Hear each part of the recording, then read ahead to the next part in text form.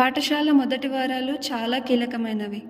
మానసికంగా, శారీరకంగా సిద్ధంగా వచ్చే విద్యార్థులు ఆత్మవిశ్వాసంతో ముందుకు సాగుతారు. ముందే సిద్ధం కాని పిల్లలు వెనుకబడిపోతారు. ఆ వెలితిని పూడ్చుకోవడానికి ఎక్కువ సమయం పడుతుంది. విజయవంతమైన తల్లిదండ్రుల ప్రణాళిక.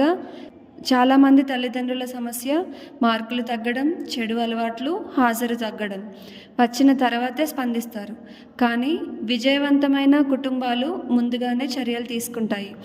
వారు పిల్లల దినచర్యలు, చదివే అలవాట్లు, నిద్ర నియమాలు, చదువు వాతావరణం మరియు లక్ష్యాలను ముందే రూపొందిస్తారు. ముందే సిద్ధమవ్వడం ఎలా? పాఠశాలలు ప్రారంభమయ్యే తేదీ జూన్ 15 వరకు వేచి చూడకుండా ఇప్పుడే ముందస్తు ఏర్పాట్లు ప్రారంభించాలి. యూనిఫామ్ సిద్ధం చేసుకోవడం, పుస్తకాలకు కవర్లు వేసి పేర్లు రాయడం, నిద్రా సమయాలను సరిచేయడం మరియు మొబైల్ వినియోగాన్ని తగ్గించడం, ఉదయపు దినచర్యను, చదివే అలవాటును మళ్ళీ అలవాటు చేయడం. మానసిక సిద్ధత.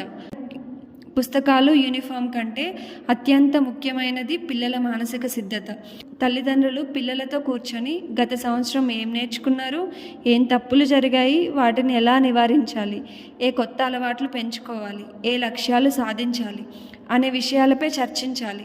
ఆలస్యం వల్ల జరిగే నష్టం, క్రమశిక్షణ, ఆత్మవిశ్వాసం, బాధ్యత, విజయం అనేవి యాదృచ్ఛికంగా రావు. అవి ప్రణాళికతోనే నిర్మించబడతాయి. ఒకరోజు ఆలస్యం ఒక వారంగా, ఆపై ఒక నెలగా మారి వాయిదా వేసే రోగం అలవాటవుతుంది. తల్లిదండ్రులు ప్రణాళిక చేస్తే పిల్లలు కూడా ప్రణాళిక నేర్చుకుంటారు. తల్లిదండ్రులు వాయిదా వేస్తే పిల్లలకు అదే అలవాటు వస్తుంది. తల్లిదండ్రులకు సందేశం: విద్య అనేది కేవలం మార్కులు, ర్యాంకులు, పరీక్షలకే పరిమితం కాదు. అది జీవితానికి పిల్లలను సంసిద్ధం చేసే ప్రక్రియ. జూన్ 15న పాఠశాల గేట్లు తెరుచుకున్నప్పుడు మన పిల్లలు కేవలం పుస్తకాలు, యూనిఫామ్ మాత్రమే కాదు, ఆత్మవిశ్వాసం, క్రమశిక్షణ, లక్ష్యంతో అడుగు పెట్టాలి.